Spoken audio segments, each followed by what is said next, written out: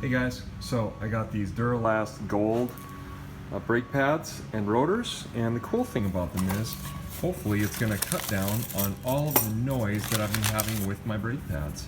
It's got this special shim on the back. It's supposed to not exhale as much dust, and already the build quality is really nice on those.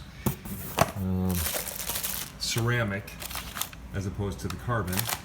And then on my rotors, I don't have to use any brake cleaner on them because it's already got this coating.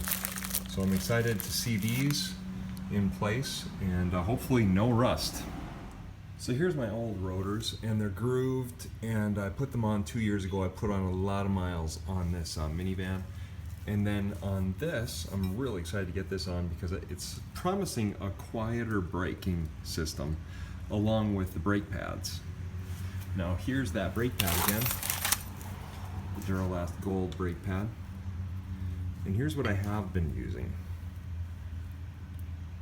Got them off of Amazon. They're okay, but honestly, kind of falling apart. They rattle quite a bit. There. The clips are wearing out. The build quality is just far different. So looking forward to getting this stuff onto my minivan. My first step is to get these clips off of my caliper, and then I'm going to take these pins out and grease them, and the boot will follow suit. What I'll be using is the Napa Sill Glide. It's an excellent product for brakes.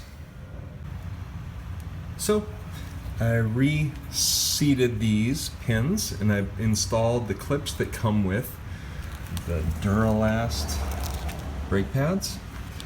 So first I'm going to mount this caliper brace onto my brake,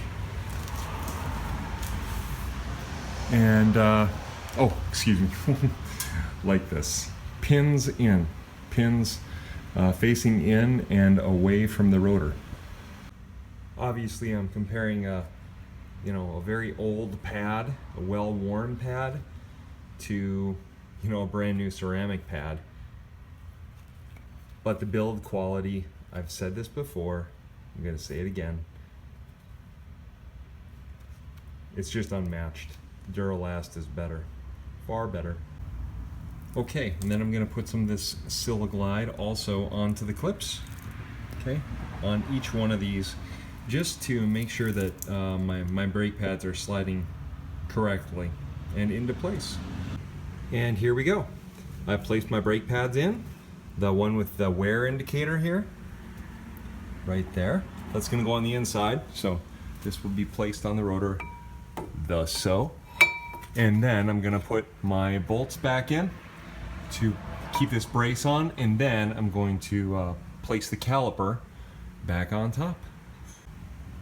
On my bolts, I like to use this Permatex Anti-Seize. It's copper, and so here we go.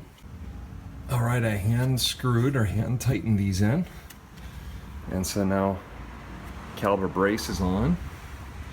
I'm gonna get out my trusty Tecton torque wrench, set it for 100 foot-pounds, and I'm gonna be getting those down. It should be a 21mm socket, I believe, and I've got a Tecton chromoly socket that's perfect for that.